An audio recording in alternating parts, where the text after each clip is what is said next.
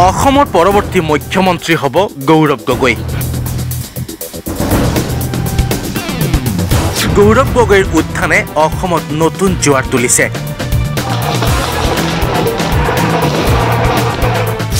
ৰাইজে মুখ্যমন্ত্ৰী হিচাপে বিচাৰে গৌৰৱ গগৈক। অসম প্ৰদেশ কংগ্ৰেছৰ সভাপতি পদত সাংসদ গৌৰৱ গগৈ অধিষ্ঠিত হোৱাৰ পাছতে যেন সমগ্ৰ অসমবাসীৰ মুখত নতুন হাঁহি বিৰিঙাইছে। আহিবলগীয়া ২৬ৰ নিৰ্বাচনত অসমে মুখ্যমন্ত্ৰীৰ মুখ হিচাপে বাছি ল'ব সাংসদ গৌৰৱ গগৈক। সোমবাৰে সাংসদ গৌৰৱ গগৈক অসম প্ৰদেশৰ সভাপতি পদ লাভ কৰাৰ পাছতেই ৰাজ্য কংগ্ৰেছ নেতাসকলৰ মাজত আনন্দ উল্লাস দেখিবলৈ পোৱা গৈছে। কেউজনী কি নামনি চাৰিওফালে কেৱল আনন্দ। তাৰ মাজতেই বহুতেই কৈছে ২৬ৰ বিধানসভা নিৰ্বাচনত অসমৰ জনতা হিলদল ভাঙি কংগ্ৰেছমুখী হ'ব। গৌৰৱ গগৈক আগন্তুক বিধানসভা নিৰ্বাচনত অসমৰ মুখ্যমন্ত্ৰী হিচাপে বিচাৰে ৰাইজে। সেয়া প্ৰদেশ কংগ্ৰেছৰ সভাপতি হিচাপে দায়িত্ব অৰ্পণ কৰিছে সাংসদ গৌৰৱ গগৈয়ে। এই মন্তব্য কৰে চৰাইদেউ জিলা কংগ্ৰেছৰ সভাপতি উৎপল গগৈয়ে।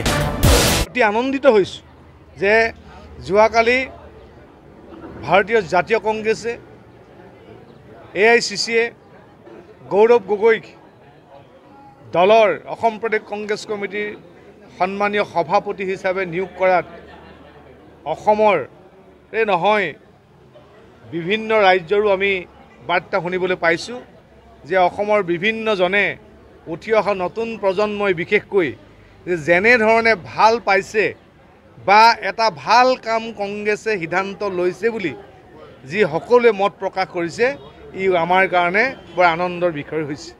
গতিকে আমি আশা কৰিছোঁ যে গৌৰৱ গগৈ নেতৃত্বত ২৬ত চৰকাৰ হ'ব। আপোনালোকে ভাবিব যে গৌৰৱ গগৈ নেতৃত্বত চৰকাৰ হ'ব বুলি পোনছাতেই কেনেকৈ ক'ব পাৰিলে। আমি এইকাৰণেই ক'ব পাৰিছোঁ, যোৱা 10টা বছৰ এবছৰ প্ৰায় 12টা বছৰ গৌৰৱ গগৈৰ আমি তেখেতৰ কৰ্মখিনি ওচৰৰ পৰা চাবলৈ সক্ষম হৈছোঁ। অসমত এজনেই হয়তো নেতা আছে যিজনে ৰাজনীতিৰ যি পাক চক্ৰ, ৰাজনীতিক মাৰ্কেটিঙলৈ পৰ্যবেক্ষিত কৰা এই ৰাজনীতিৰ দালালখিনিৰ পৰা তেওঁ সদায় আঁতৰত। মূল্যবোধৰ ৰাজনীতি কৰা যদি ৰাজনৈতিক নেতা আছে এজনেই, সেইজনে হৈছে গৌৰৱ গগৈ ডাঙৰীয়া। আপুনি এনেকুৱা এজন সৎ আৰু নিকা মানুহ ৰাজনৈতিক নেতা আপুনি উলিয়াই দিব নোৱাৰে। ভাল ৰাজনৈতিক নেতা আহিলে লেং মাৰি অন্য এজন ৰাজনৈতিক নেতাই কেনেকৈ চকী দখল কৰিব লাগে, তিনিবাৰকৈ 2001 চনৰ পৰা 2016 চনলৈ একেৰাহে তৃতীয়বাৰৰ কাৰণে তেওঁ মুখ্যমন্ত্ৰী হৈছিল। 15টা বছৰত আপোনালোকে হয়তো কোনেও ক'ব নোৱাৰিব যে তৰুণ গগৈ গাত কোনোবাই চেকা লগালে, গৌৰৱ গগৈ গাত কোনোবাই চেকা লগালে।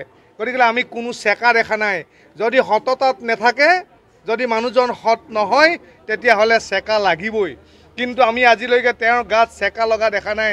সেইকাৰণে আমি অনুমান কৰিব পাৰিছোঁ অসমৰ ৰাইজেও এজন সঠিক মানুহক বিবেচনা কৰিব, এজন সঠিক মানুহক অনাগত দিনত মুখ্যমন্ত্ৰী পদত বহুৱাব। আৰু বৰ্তমান মুখ্যমন্ত্ৰীজনৰ গাত সোঁৱে বাওঁৱে আগফালে পিছফালে যেনিয়ে তেনিয়ে অকল চেকাই লাগিলে। তেওঁৰ গাত কি চেকা লগা নাই? তেওঁৰ গাত ঘৰতে 18টা 20টা কোম্পানীৰ মালিক সৃষ্টি কৰাৰ চেকা লাগিলে। তেওঁৰ ঘৰৰ মানুহে মাটি কেনেকৈ গ্ৰাস কৰিব লাগে তাৰ চেকা লাগিলে। কেনেকৈ ৰিচৰ্ট খুলিব লাগে, ডাঙৰ ডাঙৰ কমাৰ্চিয়েল স্কুল খুলিব লাগে, এইবিলাকৰ চেকা লাগিলে। বাগিচাৰ চেকা লাগিলে, গৰুৰ চিণ্ডিকেটৰ চেকা লাগিলে। আৰু অসমত সৃষ্টি হোৱা প্ৰতিটো চিণ্ডিকেটৰ চেকা গাত লাগি আছে চোলাত, গেঞ্জিত, টুপিত, নতুনকৈ লগোৱা চুলিত ক'ত লগা নাই? গোটেই চেকা। কিন্তু গৌৰৱ গগৈ গাত আপোনালোকে এটুকুৰা চেকা উলিয়াই দিব নোৱাৰে। সেইকাৰণে আমি জানো এই চেকা লগা মানুহসকলক মানুহে এহেকা দিব। আৰু অহা ২৬ চনত গৌৰৱ গগৈ ডাঙৰীয়াক আমি সকলোৱে এজন সৎ আৰু নিকা এজন বলিষ্ঠ মুখ্যমন্ত্ৰী পাবৰ কাৰণে আমি সক্ষম হ'ম বুলি চৰাইদেউ জিলা কংগ্ৰেছ কমিটিৰ তৰফৰ পৰা আমি আশা কৰিছোঁ। আহ্বান জনাইছোঁ মেডিয়াক, আমি আহ্বান জনাইছোঁ দেশৰ জনগণক, আমি আহ্বান জনাইছোঁ দেশৰ দুখীয়া নিচলা প্ৰকৃতাৰ্থত অসমক ভাল পোৱা এই জনগণক যে আমি সৎ আৰু নিকা যদি মানুহ বিচাৰিব লাগে, আমি যদি দেশত আমি দুৰ্নীতি শেষ কৰিব লাগে, নাশ কৰিব লাগে, সিন্ডিকেট যদি আমি শেষ কৰিব লাগে, তেতিয়াহ'লে আমি গৌৰৱ গগৈক মুখ্যমন্ত্ৰী বনাব লাগিব, নহ'লে অসম উন্নতি হোৱাৰ আৰু কোনো উপায় নাই। এই কথা আমি চৰাইদেউ জিলা কংগ্ৰেছৰ তৰফৰ পৰা অনুভৱ কৰিছোঁ। সোণাৰীৰ পৰা Mrityunjay Das, my news north east.